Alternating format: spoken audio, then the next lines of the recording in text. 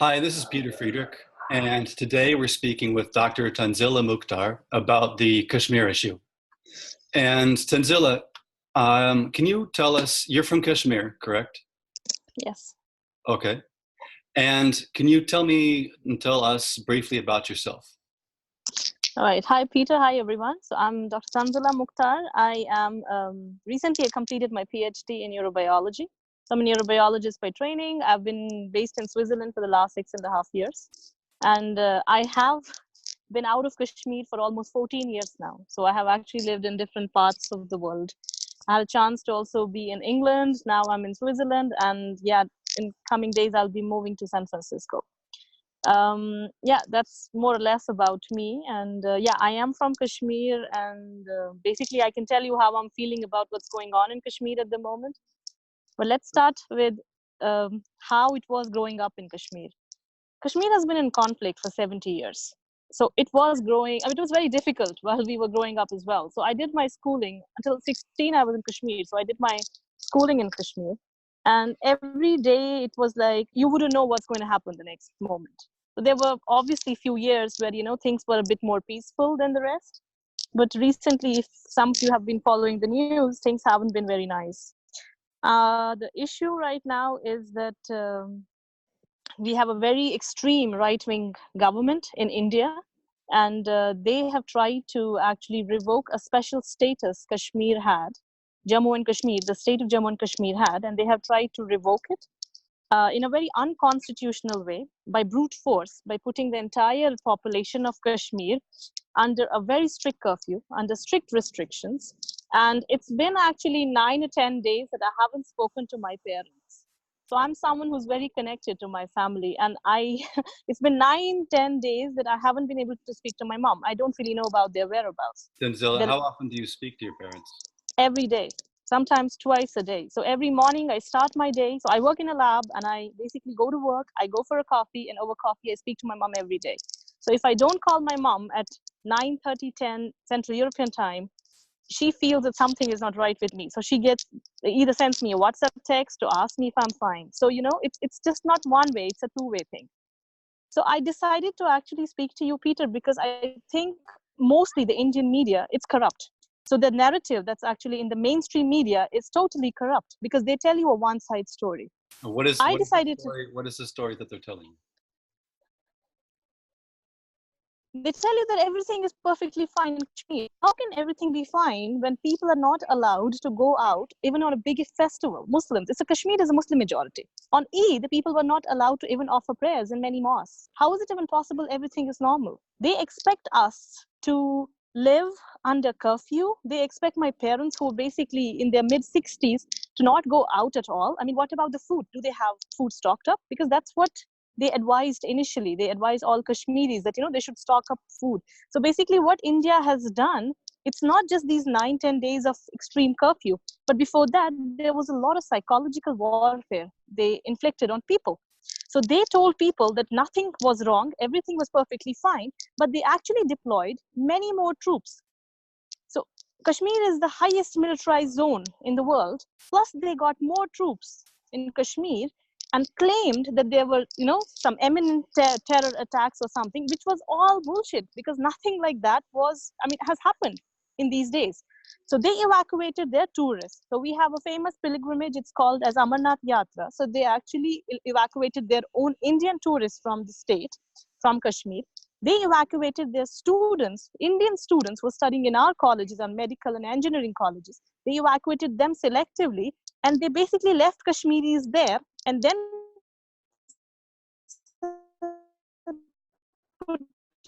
curfew on them. So basically, Kashmiris are now, there are medicines available. We know nothing. It's the biggest human rights violation I know Kashmir has been put under curfew many more times, but this time it just feels way more extreme because the problem is that they have been doing it by brute force. There's so much army and so much security forces, so many of them on the roads.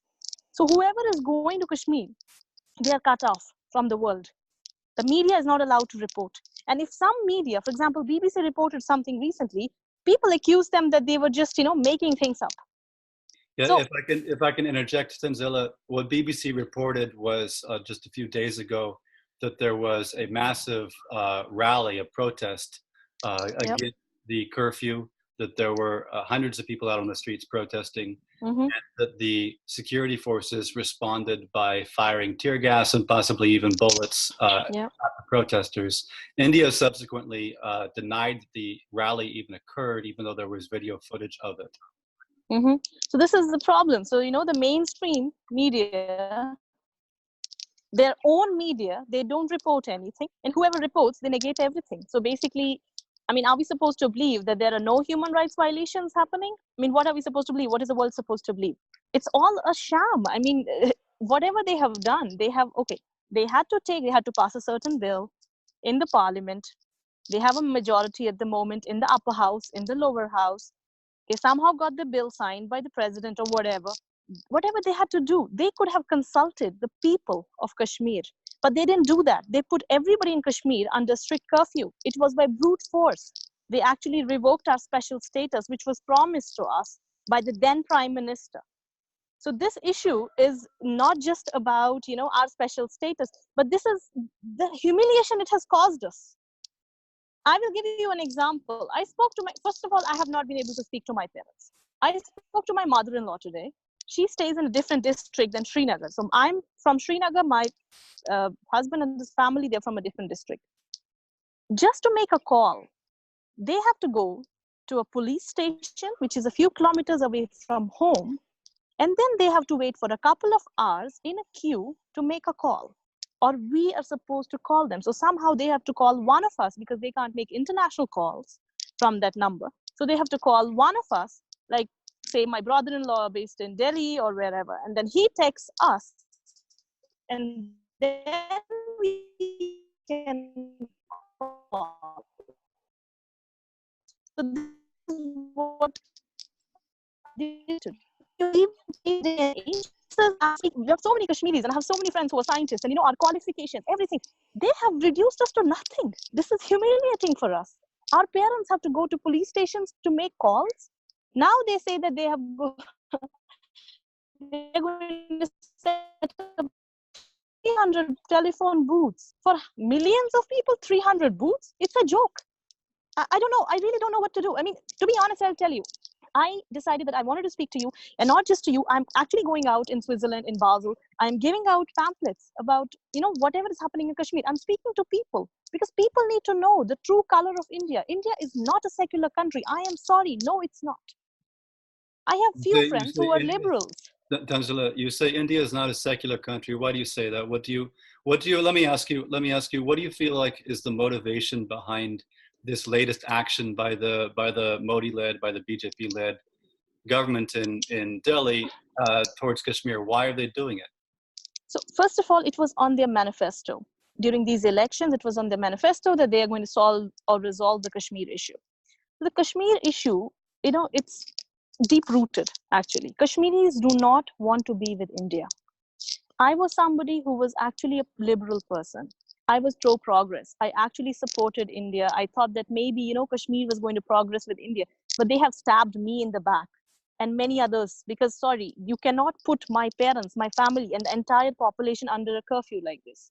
So first of all, this is what they're trying to prove, the manifesto, right, that they have done something for Kashmir. Second, it seems, because nobody knows what their plan is, to be honest, but we can only presume that, what they're trying to do is diffuse the population. What they want is they want to get people from outside to settle and create these settlements in Kashmir. From outside, they get people and they kind of diffuse the Kashmiri population. Second is Kashmir is a Muslim majority state. There are many other Indian states that actually hold a special status or so. We have had a special status. They wanted to revoke this. Why were they not concerned about any other state? Because Kashmir is a Muslim majority state. Are we being targeted because of the religion?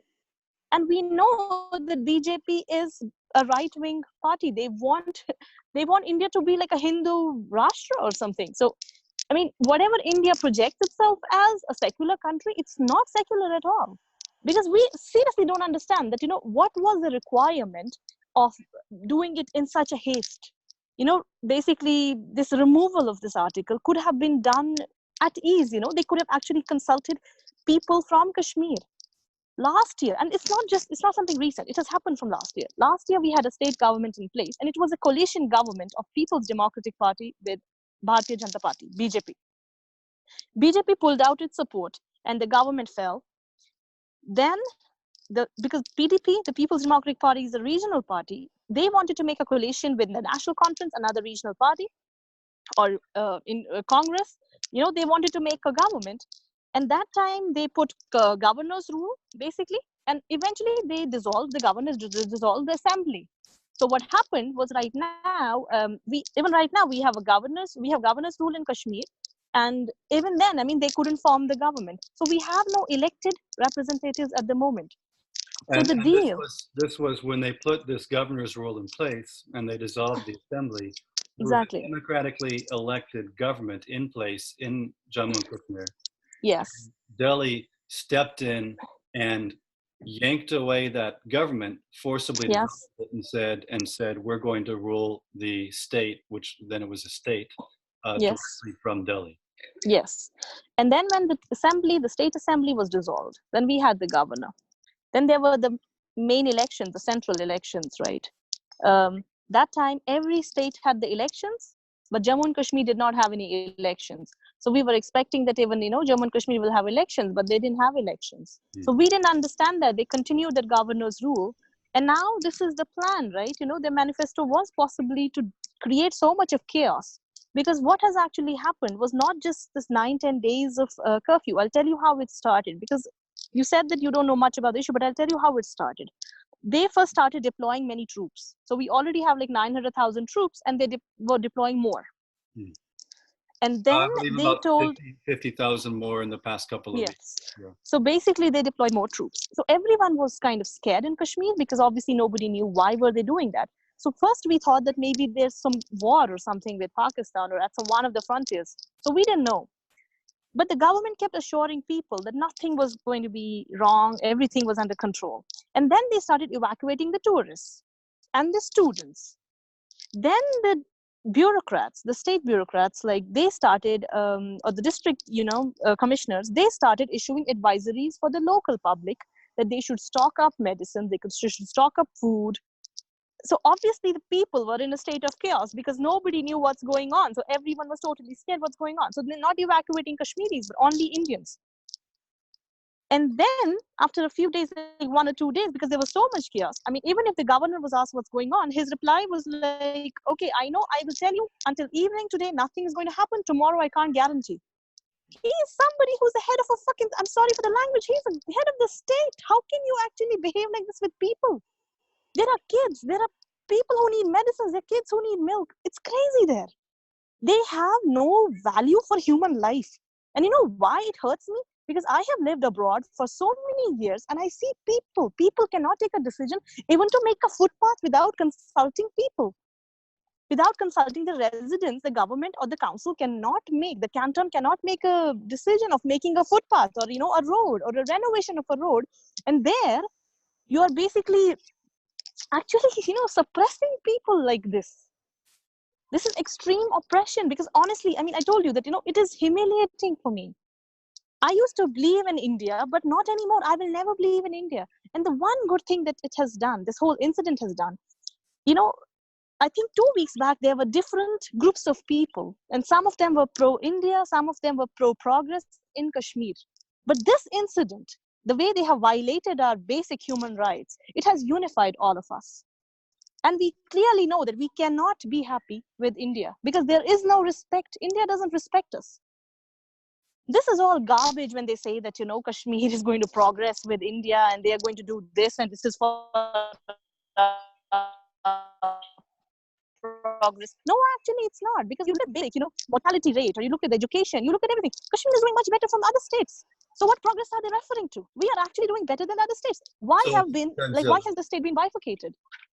So then that is, of course, the reason, one of the primary reasons that's been offered for this move by the BJP government is that it's in order to bring development to Kashmir. The implication being that the Kashmiris desperately want their state to be developed. But it sounds like you as a Kashmiri And if maybe you have some inkling of what your parents who are presently living in Mm-hmm. Kashmir feel like, that you're not crying out for the central government to step in and do anything to develop the state of the moment. You feel like the state is already in a good position of development. It's a well-developed state. No, what I mean is that I would first say my priority is the right to the self-determination for Kashmiris, and then comes the progress. That is more important, that the state, the central government should respect us first, and then they can claim that they are going to progress our state. Putting my family or putting everyone in Kashmir under a curfew and telling us we are going to progress. Progress for what?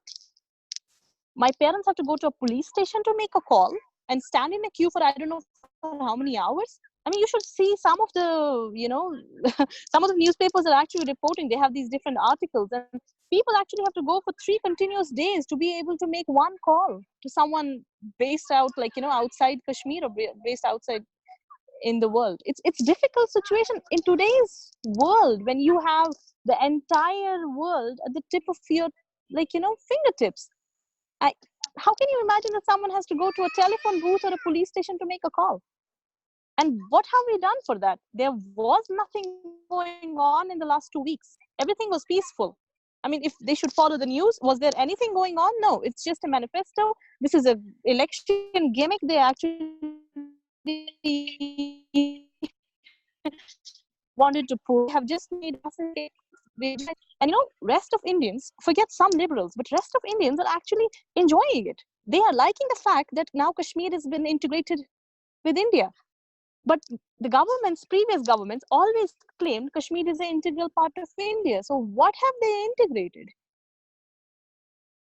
Yeah, that's an excellent point. If we were already with India, if we were already in this, so yeah, this entire situation is very grave. I mean, I don't really know what else to explain. Growing up in Kashmir was hard enough, but when I moved abroad, I mean, I did not want to move abroad, but the point is I am a scientist, so research is much better here. I was doing my PhD in Switzerland. But looking back home, I don't know, I feel, or some of us feel that, an entire generation has to sacrifice our careers and everything and maybe just return back to Kashmir and kind of be at the forefront of this movement, because this is just getting out of the hand. So, Tanzila, I suppose I already know the answer to this question, but do you believe that Kashmiris have had an opportunity to have their voices heard in determining the solution to Kashmir? I would say not really, not enough. Because if somebody would have really heard our voices, Kashmir issue would have been resolved. It's not been enough. Even right now, we are trying our best to actually be vocal, to speak to people. And that's why I also decided to speak to you, because, I don't want the only narrative to be played on again and again, what the Indian media is actually, constructing. You should, and many others, and from the rest of the world, should know what is the story behind from a Kashmiri. I may not have lived every moment in Kashmir, but my parents are. And every year I go there, I see that, there is no growth in Kashmir.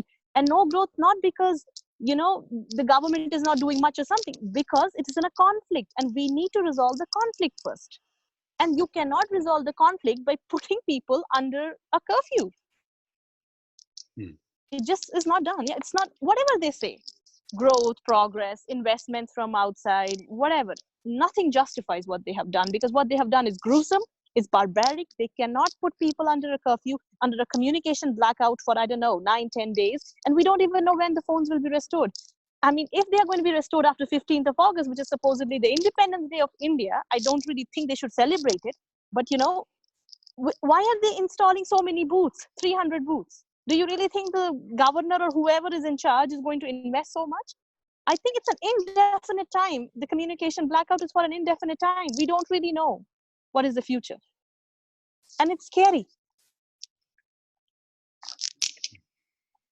I don't know. It's a very bad situation in Kashmir. And it's all because of India.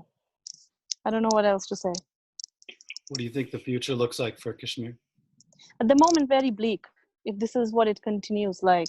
If India decides to have the same hardliner policy with Kashmir and Kashmiris, I can tell you that they can never win over Kashmiris. by being so brutal with them. Nobody can. I mean, come on. They had to be, if they wanted Kashmir to integrate, they had to at least give people a chance to speak back. But to be honest, what they have done, it has opened our eyes. I was a fool. I used to think that in Kashmir has a future with India. I am no. Now I've changed my mind.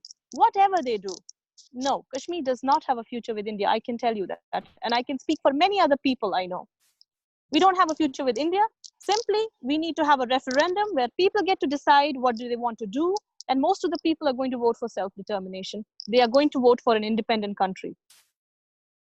Because we are not happy with India. I mean, there's too many violations. Yeah, no, we're not happy with India. Well, I appreciate your time and I appreciate your perspective, your opinions, Dr. Tanzila Mukhtar. Thank you so much for your time, Peter. It means a lot.